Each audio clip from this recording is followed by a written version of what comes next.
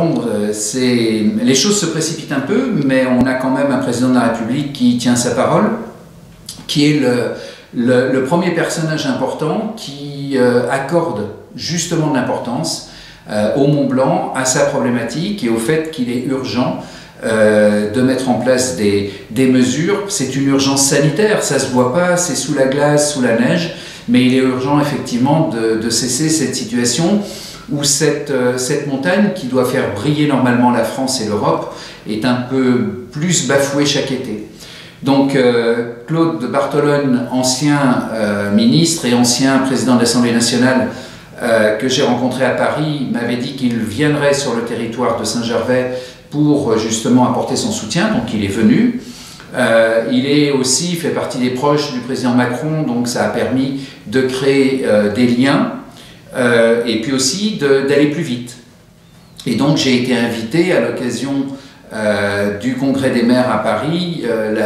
Madame Vargon, la secrétaire d'État auprès de la ministre à l'écologie, m'a proposé un rendez-vous pour lui parler du Mont Blanc, pour lui expliquer quelle était ma vision et puis qu'elle puisse bien comprendre l'ensemble des enjeux. Donc c'est ce qui s'est passé il y a 48 heures et ça a été une discussion très positive, tout comme l'apport et les idées du président Bartolone l'ont été.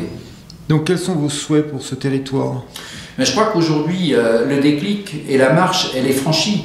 C'est-à-dire que tout le monde se dit que la situation d'aujourd'hui, elle n'est pas satisfaisante. On est sur un site qui est surfréquenté, qui est précieux et qu'il faut aussi protéger.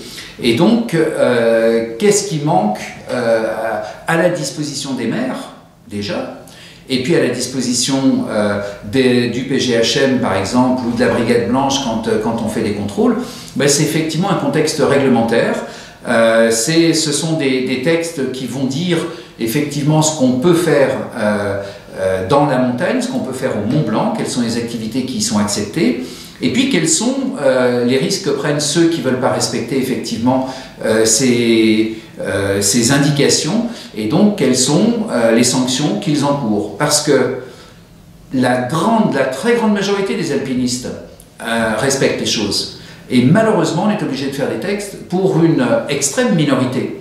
Mais si l'extrême minorité est traitée comme la majorité qui respecte, c'est complètement absurde et ça n'invite pas au respect. Donc aujourd'hui, il y a un travail qui va être un travail réglementaire fait par le gouvernement. Et puis, il faut aussi qu'on mette du contenu dans ce qu'on veut faire du Mont Blanc.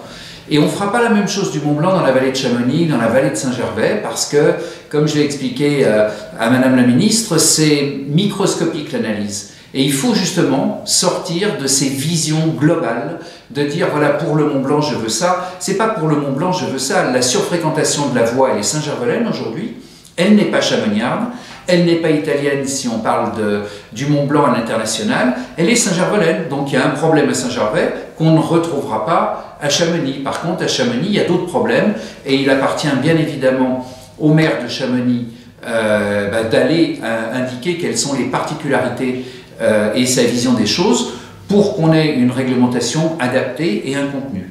Donc, le président de la République a proposé qu'il y ait une réserve naturelle nationale, c'est une idée. Je pense que c'est peut-être pas la meilleure forme et la forme la plus adaptée parce que c'est très très contraignant. Mais c'est déjà un début, c'est-à-dire qu'effectivement tout le monde a compris que le site classé c'est une récompense et il n'y a aucune réglementation. Eh bien ça peut être réserve naturelle. Moi j'ai relancé ce que j'ai dit il y a déjà 10 ans, de faire du Mont Blanc une opération grand site. Il y aura peut-être d'autres idées qui viendront de la part du maire ou de la commune de Chamonix et du maire et de la commune des Ouches. Et on essaiera de trouver la meilleure solution possible pour que les acteurs locaux soient bien évidemment toujours impliqués et qu'on puisse continuer à vivre ici aussi. Il y a un aspect économique et social qui est indéniable, mais on ne peut pas y laisser faire n'importe quoi et on ne peut pas laisser se faire dompter par des irrespectueux et imposer leurs lois. Donc c'est sur une bonne voie.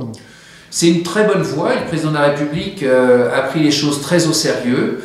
Et moi je dois dire que certes, quelques-uns encore, bien sûr tous quand on parle du Mont Blanc et qu'on parle d'une réglementation, mais il n'est pas question de laisser à ces quelques-uns qui sont les seuls capables d'être les agiles dans la montagne, les seuls occupants de cette montagne. La montagne, le libre accès, c'est aussi de permettre au plus grand nombre d'y être. C'est pas de permettre uniquement à une catégorie surentraînée, suréquipée ou surhumaine de pouvoir en profiter tout seul. Donc il faut effectivement tenir compte de cette notion de liberté, mais la liberté, c'est pas forcément non plus de créer des zones de non-droit, et c'est pas du tout une situation qui doit être négative, mais au contraire positive. On doit protéger l'espace naturel, et c'est ce qu'il faut faire pour les générations futures.